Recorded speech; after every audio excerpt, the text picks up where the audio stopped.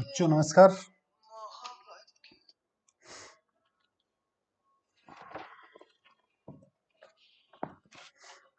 कल से आगे शुरू करते हैं बेटा, जहां हमने खत्म किया था विविधीकरण के संदर्भ में सरकार की योजनाएं, उनकी स्ट्रेटेजी। उसके बाद इसी चैप्टर का नया टॉपिक जिसका नाम है जैविक खेती। जैविक खेती या जिसको कहते हैं ऑर्गेनिक फार्मिंग। ऑर्गेनिक फार्मिंग एक तरह की ये कह सकते हैं कि खेती का धारणीय सिस्टम है, जिसको कहते हैं ना सस्टेनेबल सिस्टम है, फार्मिंग सिस्टम है। कई बार सुना होगा ना सस्टेनेबल डेवलपमेंट या धारणीय विकास। इसका मतलब क्या होता है सस्टेनेबल डेवलपमेंट का? देखिए, हम आज उस दौर में जी रहे हैं बेटा जहां पे यंत्रीकरण बहुत ज्यादा हो चुका है, आधुनिकीकरण बहुत ज्यादा हो चुका है, और हमने विकास तो कर लिया है, लेकिन उस विकास के साथ साथ दूसरे नुकसान उसके काफी सारे हो चुके हैं। आधुनिक जरूर हो गए हैं, लेकिन हम दूसरे कई पहलुओं में पिछड़ गए हैं। हम हमारे स्वास्थ्य के मामले में पिछड़ गए। सस्टेनेबल डेवलपमेंट इस तरह का डेवलपमेंट है कि हम दूसरी तरह से, यानी हर क्षेत्र में विकास करें, यानी हमारी हेल्थ का भी ध्यान रखें तो हमारी अर्थव्यवस्था का विकास भी हो, हम आधुनिक भी हो जाएं और सिस्टमेटिक भी चलें। जैविक खेती जो है वो एक तरह का सस्टेनेबल या धारणीय खेती प्रणाली है, जिसमें धीरे धीरे उत्पादन भी बढ़ेगा, आपकी सेहत का भी ध्यान रखा जाएगा, आपके खेत का भी ध्यान रखा जाएगा, यानी नुकसान किसी का नहीं, फायदा सबका। ये आपकी जैविक खेती है। क्योंकि आपकी जो भूमि है ना बेटा, उसकी भी हेल्थ है। जैसे आप लोग स्वस्थ अस्वस्थ होते हैं ना, तो भूमि की हेल्थ जो है, आपने देखा होगा एक जो खेती है वो कुछ साल अनाज देती है, बाद में कहते हैं यार ए खेती में तो होने से रह गया, इस खेती में अनाज होने से रह गया, इसका मतलब उसकी हेल्थ डाउन हो गई, वो हो गई बेटा बीमार। क्यों? क्योंकि उसके अंदर हमने आलतू फालतू चीजें डाली थी, उसके अंदर हमने पेस्टिसाइड्स डाले थे, उसके अंदर हमने बहुत सारे रासायनिक उर्वरक डाले थे, हमने यूरिया डीएपी और कीटनाशक जो है बहुत सारे डाले थे, और ये डाल डाल के उसको जहर खिला खिला के हमने उसको कर दिया बीमार, बहुत बीमार। तो जैविक खेती जो है वो एक तरह की धारणीय खेती प्रणाली है, जो भूमि की दीर्घकालीन उपजाऊ क्षमता को बनाए रखने में सहायता करती है या बनाए रखती है। क्यों? क्योंकि इसके अंदर आपके जो पेस्टिसाइड्स हैं ना, आपके जो रासायनिक उर्वरक हैं, फर्टिलाइजर्स जिनको हम कहते हैं, उनकी जगह पे क्या इस्तेमाल किया जाता है? आप देखे होंगे गोबर की खाद का इस्तेमाल किया जाता है, कंपोस्ट का इस्तेमाल किया जाता है। देखा होगा ना आपने, कूड़ा करकट जो है, आपके पेड़ पौधों का जितना भी कूड़ा करकट है उसको गड्ढे में दबा दिया और सड़ने के बाद में उसकी खाद बना ली गई, उसको कंपोस्ट कहा गया। वर्मी कंपोस्ट का यूज किया जाता है, केंचुआ खाद का नाम सुना होगा। और इसी प्रकार पे घर पे वो जो है ना, बिना नुकसानदायक तरीकों से बनाए हुए कीटनाशकों का उपयोग जो है वो किया जाता है, ताकि, और साथ में एक किया जाता फसल चक्र का, फसल चक्र, क्रॉपिंग साइकिल जिसको हम कहते हैं। कहने का मतलब बारी बारी से अलग अलग फसल बोना, कि इस बार यहाँ पे ये फसल बोएंगे, वहां पे ये फसल बोएंगे। तो ये इस प्रकार की खेती जो है उसमें है। बाकी बातें मैंने आपको बता दी हैं। अब जैविक खेती की आवश्यकता क्यों हुई? जैविक खेती की आवश्यकता क्यों?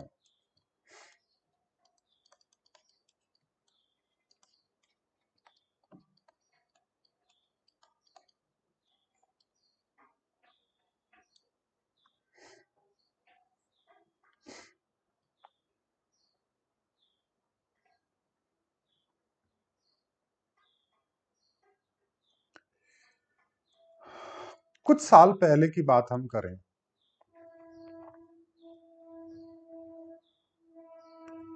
तो खेती से पहले डिसाइड ये किया जाता था, कृषि से पहले डिसाइड ये किया जाता था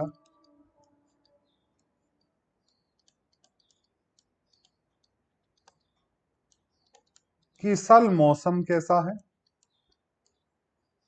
वायुमंडलीय परिस्थितियां कैसी हैं, और इन परिस्थितियों में कौन सी खेती होगी, कौन सी खेती हो सकती है, उसके आधार पर डिसीजन लिया जाता था, जलवायु के आधार पर, मौसम के आधार पे।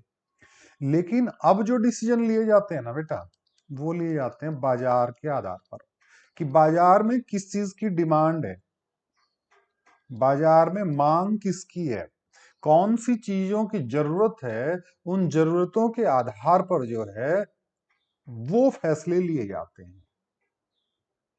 अब ज्यादा जरूरत है मान लीजिए, तो ज्यादा उत्पादन की जरूरत पड़ेगी, और ज्यादा उत्पादन, और चूंकि भूमि में एक गुण है सीमितता का, कि भूमि लिमिटेड है, उसको बढ़ाया नहीं जा सकता, तो जब सीमितता का गुण भूमि में है और उत्पादन ज्यादा चाहिए, तो किसान क्या करने लग गया, उसके अंदर फर्टिलाइजर्स डालने लग गया, यूरिया, डीएपी और इस तरह की चीजें, और HYV सीड्स वगैरह जो है, संकर बीज वगैरह इस्तेमाल करने लग गया, कि उत्पादन जो है वो ज्यादा से ज्यादा हो। हालांकि इसके अपने नुकसान हैं, तात्कालिक जो है उत्पादन बहुत बढ़ गया, लेकिन इसके बहुत सारे नुकसान हैं बेटा। एक जो चीज आई है फिलहाल इन दौर में, कि ये देखा गया है कि बाहरी गुणवत्ता जो है वो काफी इंपॉर्टेंट हो गई। बाहरी गुणवत्ता का मतलब उत्पादन की मात्रा से लें हम, वो ज्यादा इंपॉर्टेंट है। आंतरिक गुणवत्ता जो है, या जिसको पौष्टिकता से हम लें, वो गौण हो गई है, उस पे ध्यान नहीं दिया जाता, उस पे ध्यान नहीं दिया जाता।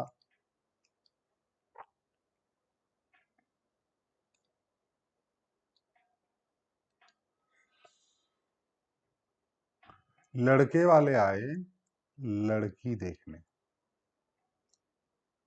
पहले से पता था इसको कि आने वाले, ये 20 साल की हो गई, 21 साल की हो गई, मन तो दूध अच्छे को नहीं लगे, दूध नहीं पीऊंगी, अच्छी डाइट नहीं, बाहर पौम पौम पौम पौम, कुल्फी वाला आया खानी है, पानी पूरी वाला आया कट बड़े, समोसे कचौरी हा मजा आ गया, घर पे बढ़िया खिचड़ी बनी है ना, खिचड़ी कौन खाओ, बढ़िया खाना बना है ना, नहीं खाएंगे, चटपटा खाएंगे, और सूख के हो गए कांटा, हेल्थ का ध्यान रखा नहीं, सुंदरता हो गई गायब। अब ये लड़के वाले आ रहे हैं देखने, आ रहे हैं, पहले वाले दिन बताया, और बहन जी जाएंगी काम पे, पार्लर,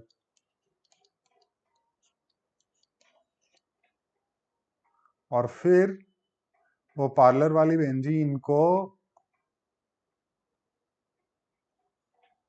बनाएंगी अच्छे से, मुंह बनाएंगी, है ना। हमारे एक छोटा सा लड़का था, उसको पूछा कि सिंह तेरी मम्मी क्या करती है, कि मेरी मम्मी मुंडा बना हुआ है। ये चेहरे सुधारती हैं यहाँ पे, और बहुत सारी लीपा पोती करके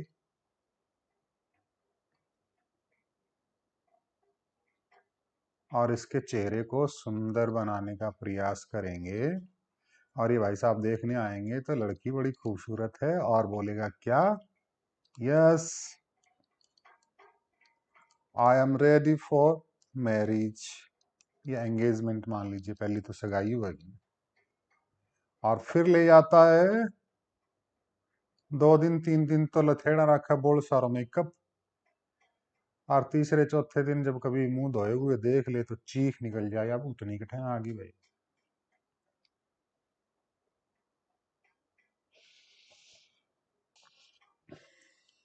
कहने का मतलब 20 साल तक ढंग से डाइट नहीं ली और एक दिन में इसको सुंदर बनाए, काम चलेगा? बिल्कुल खेती के मामले में भी ऐसा ही है। उस जमीन की गुणवत्ता पे कभी ध्यान नहीं दिया और तात्कालिक बढ़िया वाले बीज, बहुत सारी यूरिया, बहुत सारी डीएपी डाल डाल के खेती को तात्कालिक खूबसूरत बनाने की कोशिश में हमने उसका कबाड़ा कर दिया है, ऐसा बना दिया है उसको। और जिस दिन मुंह धोएगी ना उस दिन सारा सामने आ जाएगा। कृषि का जो व्यापारीकरण है, अभी तक इन चीजों को हम पॉजिटिव वे में देख रहे थे, लेकिन इनके नुकसान जो है उसको देखेंगे। कृषि का जो व्यापारीकरण है उसका प्रभाव पर्यावरण पर जो है वो काफी नेगेटिव पड़ा है। नकारात्मक प्रभाव पर्यावरण पे पड़ा है। क्यों? ज्यादा उत्पादन के चक्कर में हम क्या डालेंगे? यूरिया डालेंगे, डीएपी डालेंगे, डाइएडिन फास्फेट या जो भी होता होगा, मुझे भूल गया मैं, ये डालेंगे, ये पानी में घुलेंगे और घुल के नदी नालों में जाएंगे, कई सालों तक वातावरण में, हमारे पर्यावरण में, एनवायरनमेंट में ये रहेंगे और हमारा नुकसान करते रहेंगे। संकर बीजों का उपयोग है, धीरे धीरे हम संकर बीजों का उपयोग करने लग गए। क्यों? क्योंकि संकर बीज थोड़े टाइम में तैयार हो जाते हैं, संकर बीज से उत्पादन ज्यादा होता है, लेकिन उससे क्या हुआ है, देसी बीज तो खत्म ही हो गया। लोग पूछेंगे अरे मान तो खान खातर बाजरो भाव ना, देसी बाजरो कट्ठे मिलेगो, त्रिशा और ग्राम ना, त्रिशा नाटी वो सुनो यार, नट्टे तो कोनी के बीच के टाइम में नट्टे तो कोनी, लेकिन वो कुछ और बहाना बना के यूं कहो पूछ ले इन्हें, तन्नू और कान पूछ ले, यूं कौन कहेंगे मारे कोनी के तन्नू और कान पूछ ले, तन्नू और अभी कोनी तो नेहा के यहाँ पे पूछ लो भाई, न्यू कौन के मारे कौन। कहने का मतलब देसी जो बीज है, स्थानीय जो ओरिजिनल बीज था, वो लगभग खत्म हो चुका है इस एच वाई वी बीज, एच वाई वी का हाई यील्डिंग वेराइटी जो है ना, उनके चक्कर में। और ये सारा का सारा हमने जो है उत्पादन बढ़ाने के लिए, कहने का मतलब हमने धारणीय विकास के स्थान पर अधारणीयता का जो है ना रास्ता चुन लिया है बेटा।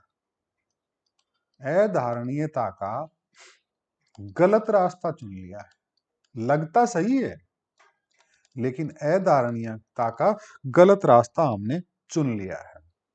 आपने देखा होगा, एक बार उत्पादन होने लग गया, धीरे धीरे उत्पादन कम हो गया और बाद में स्थिति ऐसी आती है कि किसान करता सुसाइड, आत्महत्या करता है। और दूसरी प्रकार की बीमारियों का शिकार हो जाता है कि आपने देखा होगा कि हरित क्रांति के एक उत्पादक प्रभाव के बाद जो है उसके नेगेटिव इफेक्ट आपको देखने को मिले होंगे कि बहुत सारे लोग जो है वो कैंसर के शिकार हो गए। इन चीजों को हमने कभी ध्यान दिया नहीं।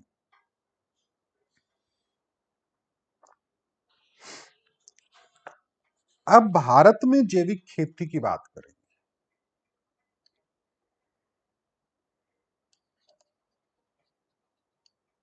Organic farming in India.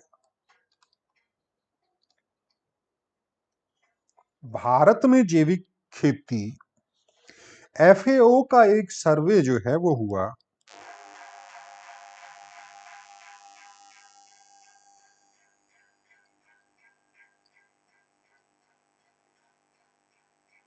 Light गई रे काबू।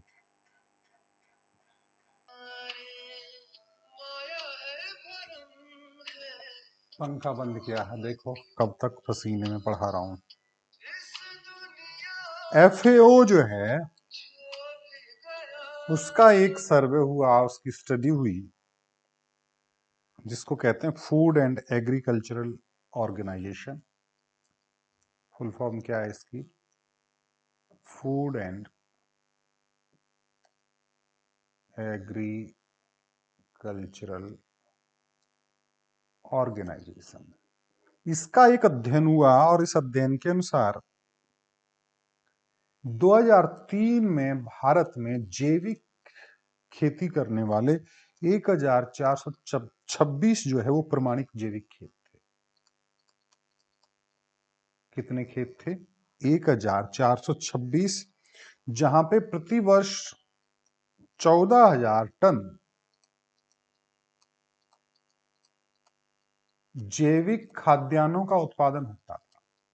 कितने टन का? 14,000 टन का। ये 2003 के मध्य में सर्वे किया गया था और 2017-18 में ये जो जैविक उत्पादकों की संख्या जो थी, जैविक उत्पादकों की संख्या कहने का मतलब जैविक खेती करने वालों की जो संख्या थी वो 8,85,000 थी। कितनी थी? 8,85,000। उसके बाद एक PGS और आता है, participatory guarantee system. Participatory guarantee system, PGS लिखते हैं इसको। ये भारत में जो है 2011-12 में स्थायी रूप से चालू किया। वैसे एक पायलट प्रोजेक्ट के तहत इसको 2006 में स्टार्ट कर दिया गया था, लेकिन स्थायी रूप से इसमें कुछ एक जो है स्टेट और कुछ जिले चुने गए थे और 2011-12 में इसको जो है स्थायी रूप से पार्टिसिपेटरी गारंटी सिस्टम जो है वो लागू किया गया। इसके अंदर समूह बनाए गए बेटा, किसके लिए? ऑर्गेनिक खेती के लिए, जैविक खेती के लिए, और उन उत्पादों की कुछ बीमा संबंधी कुछ और बातें, यानी गारंटी दी जाती है कि किसान को नुकसान जो है वो नहीं होगा। इससे क्या होगा कि जैविक खेती का जो क्षेत्र है वो बढ़ाया जाए और किसान को थोड़ा सा यूं लगेगा कि मेरा नुकसान जो है वो नहीं होगा। और इस सिस्टम के बाद में जब 2017-18 में हमने देखा तो लगभग 17 लाख टन जैविक उत्पादन हुआ है। 17 लाख टन जैविक उत्पादन 17-18 में हुआ और इसके नेक्स्ट ईयर जो है हमने जैविक उत्पादन में से 6,14,090 मिलियन टन, 18-19 की बात आई है, 6,14,090 मिलियन टन जैविक उत्पादन का किया एक्सपोर्ट या निर्यात। ये आंकड़ा याद रखना, 2018-19 का आंकड़ा है ये। 2018-19 में 6,14,090 मिलियन टन जैविक खाद्यान्न का हमने क्या किया? निर्यात किया। ये पार्टिसिपेटरी गारंटी सिस्टम है, 2011-12 में चालू किया गया। पायलट प्रोजेक्ट के तहत इसको 2006 में भारत के कुछ जिलों में जो है वो लागू किया गया था। इसके अंदर जो है वो जैविक खेती करने वाले किसानों को उनके उत्पाद के संदर्भ में, उनके उत्पादन के संदर्भ में, उनकी प्रोटेक्शन के लिए जो है वो गारंटी दी जाती है। अब जो है कई बार हमारे बीच में धारणाएं होती हैं, भ्रांतियां होती हैं। वो कौन कौन सी भ्रांतियां हैं उसके बारे में हम देखेंगे। जैविक खेती के संबंध में भ्रांतियां, मिथ्स कौन कौन से हैं? एक तो कहीं भी आपने सुना होगा, ये सुना होगा कि जैविक खेती जो है वो रासायनिक खेती की तुलना में कम उत्पादन देती है। जैविक खेती रासायनिक खेती की तुलना में कम उत्पादन देती है। हाँ, मैं मान सकता हूं कि कुछ समय तक जैविक खेती जो है वो रासायनिक खेती की तुलना में कम उत्पादन देती है, लेकिन इसको कंटिन्यूअस रखेंगे तो दीर्घ काल में जो है इसमें उत्पादन बढ़ता जाएगा। प्रारंभिक दौर में ये बिल्कुल सही है कि जैविक खेती हमारे जो खाद दूसरे प्रकार का जो खाद वाद डाल के जो हम खेती जैसे हम अभी कर रहे हैं उसकी तुलना में ये जो है कम उत्पादन देगी, लेकिन इसको कंटिन्यूअस रखेंगे तो इसका उत्पादन जो है वो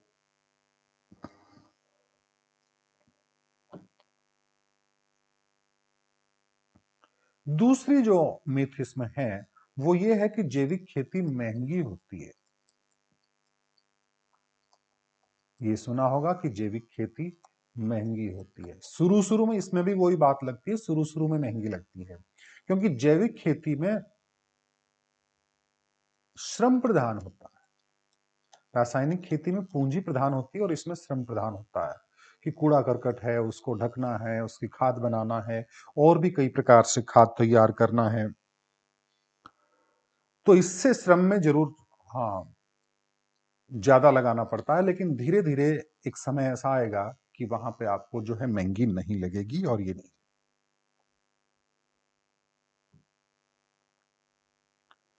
अगला जो मिथ है उसमें ये लिखा हुआ है कि कूड़ा खाद का प्रयोग करने से आप पर्याप्त जो पोषक तत्व हैं उनकी पूर्ति नहीं कर सकते। कहने का मतलब आप जो फसल के लिए पर्याप्त पोषक तत्व है ना, लोग ये कहते हैं कि भाई कूड़ा खाद या गोबर की खाद उससे जो जमीन को सॉरी फसल को जो न्यूट्रिएंट्स चाहिएंगे वो पूरे नहीं मिलेंगे। लेकिन जैविक खेती की धारणा जो है ना वो है ही नहीं कि फसल का पेट भरना। नहीं, जैविक क्या कहती है कि फसल को हेल्दी मत बनाने की कोशिश करिए। जैविक खेती कहती है जमीन को हेल्दी बनाइए, वो अच्छी फसल देगी। हमारी जो वर्तमान में खेती है ना उसमें हम क्या कर रहे हैं, सारा कुछ इसको खिलाओ, बस इसको खिलाओ, फसल को खिलाओ।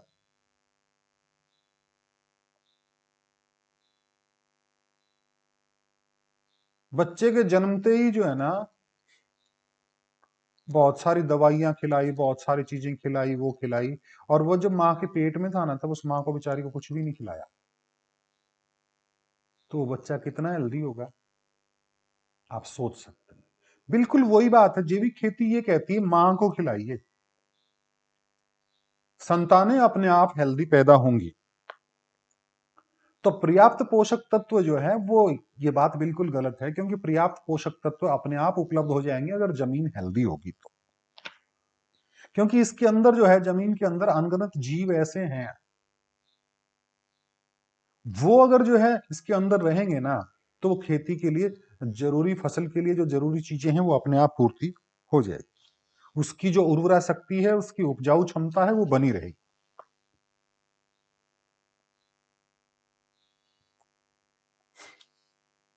अगला जो पॉइंट है हमारा, जो मिथ है, जो धारणा है, भ्रांति है, वो है कि केवल बड़े किसानों को इसका लाभ मिलता है। केवल बड़े किसानों का इसका लाभ मिलता है, छोटे किसान इसका लाभ नहीं उठा सकते। क्यों?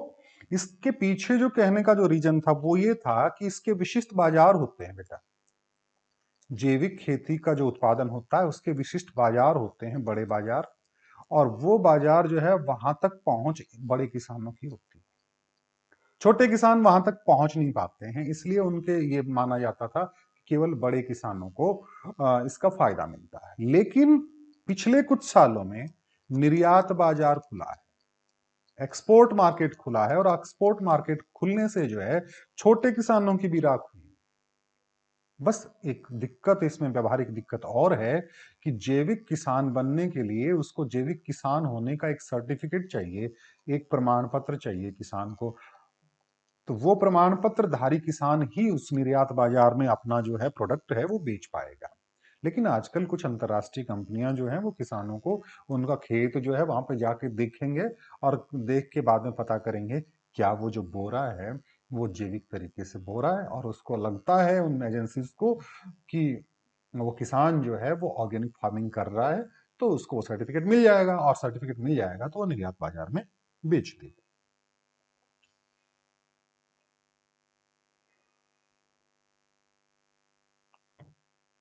अब एक भ्रांति है कि जैविक खेती का मतलब ये लगाते हैं कि भाई हम रासायनिक खाद और रासायनिक उर्वरक वगैरह जो है या कीटनाशकों का प्रयोग नहीं करना ही जैविक खेती है।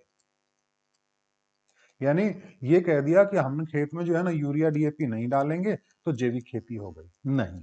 केवल ये मात्र नहीं है, जैविक खेती का मतलब है इनको तो बंद करना ही पड़ेगा, और साथ साथ खेती के स्वास्थ्य, जो आपका खेत है, आपका जो फार्म है, उसके हेल्थ का ध्यान रखना जो है वो बहुत जरूरी है। यानी मैं वापस बताऊं कि जैविक खेती का मुख्य उद्देश्य जो है वो है भूमि को भोजन देना, ना कि फसल को भोजन देना। किसको भोजन देना?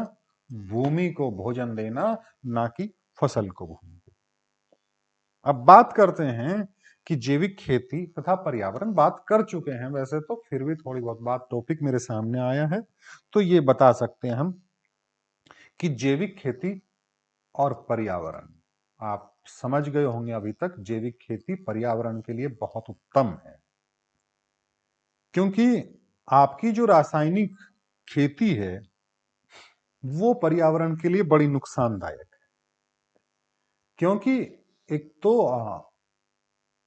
वहां से जो बह के जाने वाला पानी है वो नदी नाला तालाब जो है वहां पे जाएगा, वहां पे जंगली जीव वगैरह उसको पिएंगे, उनके भी बड़ी प्रॉब्लम होती है, धीरे धीरे वो भी विलुप्त होते जा रहे हैं। तो अगर इस तरह का हेल्दी चीज हम बनाएंगे तो उनका भी अस्तित्व जो है वो बना रहेगा।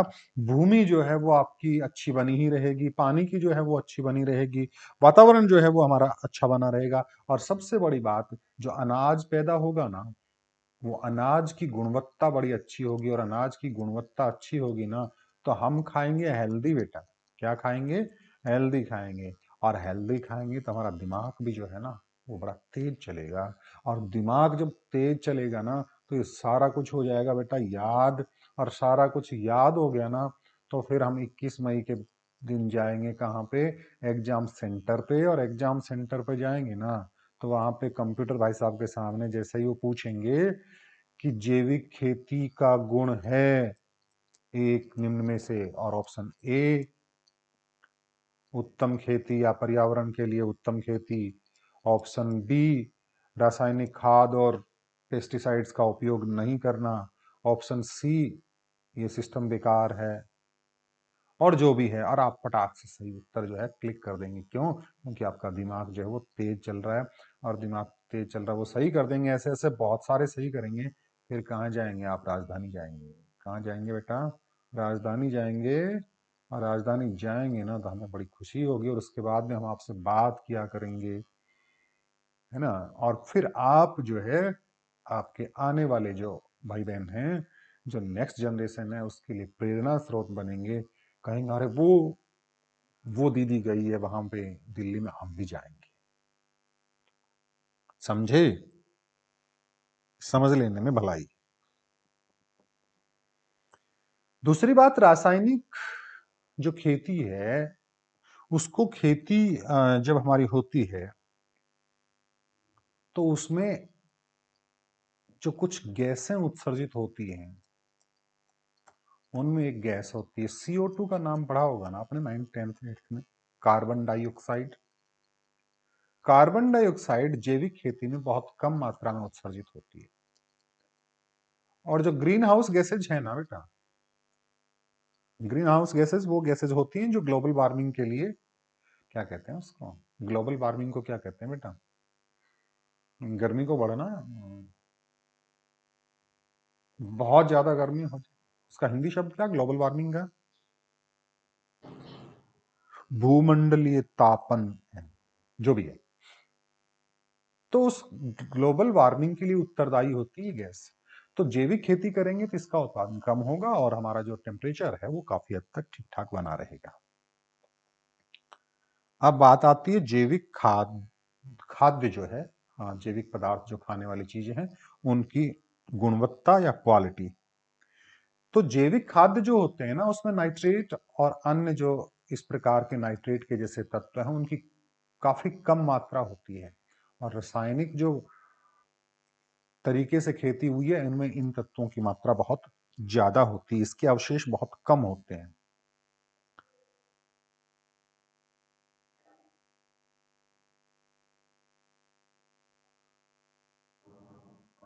बाकी कोई विशेष, और एक चीज और है,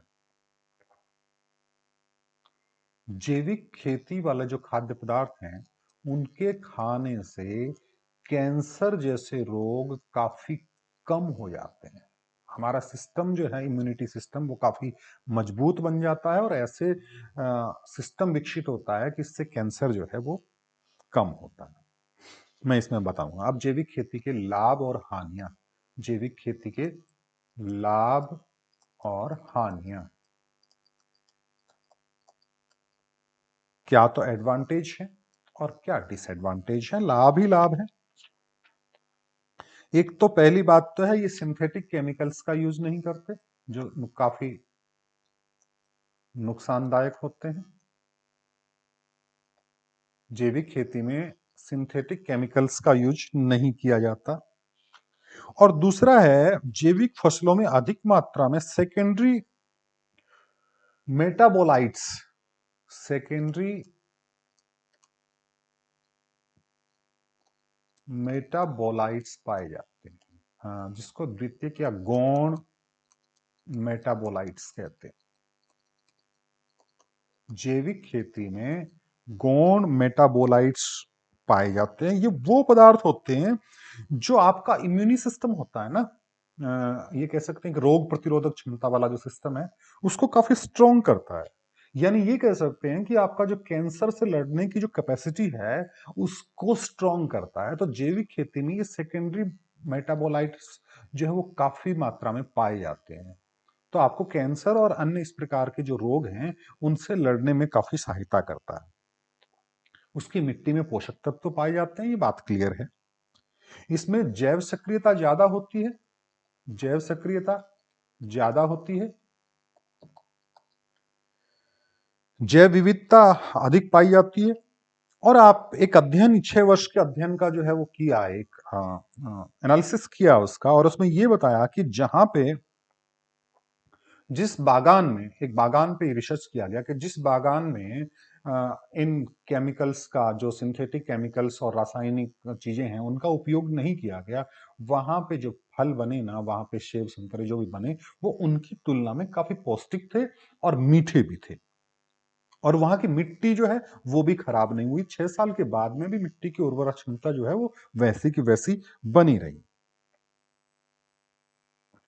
और एक बात और है कि जैसे आप देखेंगे कि रासायनिक तरीके से जब हम खेती करते हैं तो एक निश्चित समय के बाद में वहां पर उत्पादन क्षमता घट जाती है। उत्पादन क्षमता घट जाती है कि उस खेत में उत्पादन काफी कम होना शुरू हो जाता है। लेकिन जैविक खेती में ये परिवर्तन काफी कम होता है, यानी उत्पादन क्षमता इतनी नहीं घटती है, उत्पादन क्षमता में परिवर्तन जो है वो इतने नहीं होते हैं। और समय के साथ भूमि की जो उपजाऊ क्षमता है, भूमि की कौन सी क्षमता, उपजाऊ क्षमता है, वो बढ़ती है। उपजाऊ क्षमता बढ़ती है। और ये जो जैविक फसलें हैं उनमें विटामिन का लेवल जो है वो काफी ऊंचा पाया जाता है, बहुत सारी मात्रा में विटामिन जो है वो इसमें पाए जाते हैं। ये तो हुए इसके एडवांटेज। और कुछ एक डिसएडवांटेज जो है उनके बारे में भी बात करें, उनके जो नुकसान है। डिसएडवांटेज लिख लेना, स्पेलिंग मुझे याद नहीं है। DISADVANTAG, जो भी है, GE है। कहने का मतलब उसकी जो हानियां हैं, एक तो ये है कि थोड़ा सा महंगा होता है, ये इश्यू है, शुरुआती दौर में महंगा होता है। दूसरा, अकेली पूंजी से काम नहीं चलता, श्रम गहनता होती है। क्या होती है? श्रम गहनता होती है, यानी इसमें लेबर की जरूरत ज्यादा पड़ती है। और इसमें जो है पशुओं की खाद का इस्तेमाल किया जाता है, और पशुओं की खाद का इस्तेमाल करने से कई बार जो है वो घातक जीवाणुओं को भी पैदा करते हैं। और फिलहाल जो शुरुआती दौर की बात करें तो इसमें जो उत्पादन होता है ना बेटा, वो रासायनिक खेती की तुलना में 20% तक कम होता है शुरुआती दौर में। बस बहुत हो गया। अब कुछ एक प्रश्नों की बात करेंगे हम। वो प्रश्न है हमारे कि निम्न में से कौन सा ग्रामीण साख का एक गैर परंपरागत गैर संस्थागत स्रोत है। गैर संस्थागत स्रोत ग्रामीण साख का एक है ऑप्शन आपका सहकारी समिति। बताएं क्या है गैर संस्थागत सहकारी समिति। बी ऑप्शन है व्यापारिक बैंक। ऑप्शन सी है क्षेत्रीय ग्रामीण बैंक। तो क्या ये तीनों हैं क्या। और चौथा है महाजन। कौन सा है आप देख लें। ठीक है। अल्पकालीन ऋण की समयावधि है। अल्पकालीन ऋण जो है शॉर्ट टर्म का जो क्रेडिट है उसकी अवधि होती है ऑप्शन में 1 साल से लेकर 3 साल तक, 1 से 3 वर्ष। दूसरा है 1 वर्ष तक। तीसरा है 5 वर्ष तक। चौथा है 7 वर्ष तक। देख लें, बता चुका हूं इसी चैप्टर में। अगर नहीं पता है तो उस चैप्टर को वापस से आप एक बार सुनिएगा और क्लियर हो जाएगा। ठीक है। तीसरा ऑप्शन है व्यापारिक बैंकों के राष्ट्रीयकरण की शुरुआत कब हुई। व्यापारिक बैंकों के राष्ट्रीयकरण की शुरुआत कब हुई। व्यापारिक बैंकों के राष्ट्रीयकरण की शुरुआत कब हुई बताया था इसमें आपका आया था। ऑप्शन ए है 1951। ऑप्शन बी है 1969। ऑप्शन सी है 2023 और ऑप्शन डी है 2014।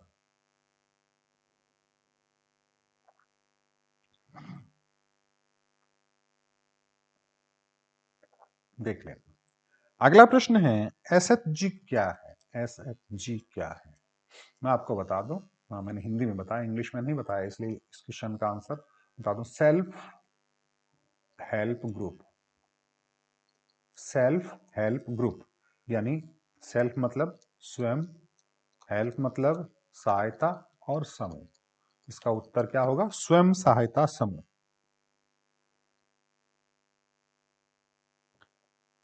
अगला प्रश्न है निम्नलिखित में से कौन सी प्रक्रिया कृषि विपणन से संबंधित नहीं है। कृषि विपणन, विपणन जानते हैं ना, मार्केटिंग। ये नहीं बताऊंगा मैं आपको मार्केटिंग से संबंधित कौन सा नहीं है। इसमें ऑप्शन ए जो है वो भंडारण है, स्टोरेज करना। ऑप्शन बी जो है परिरक्षण करना, उनको सहेज के रखना।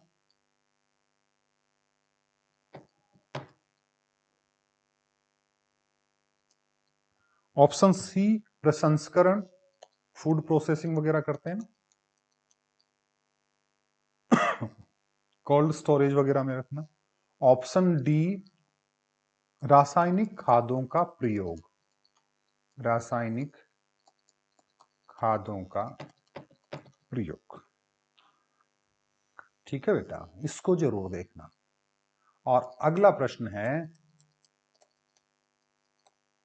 नाबार्ड कब एस्टेब्लिश हुआ। इसका एस्टेब्लिशमेंट डेट या साल, नाबार्ड की स्थापना कब हुई, ये भी नहीं बताऊंगा आज। एक ही कौन बताऊं बेटा, सारा बता चुका हूं।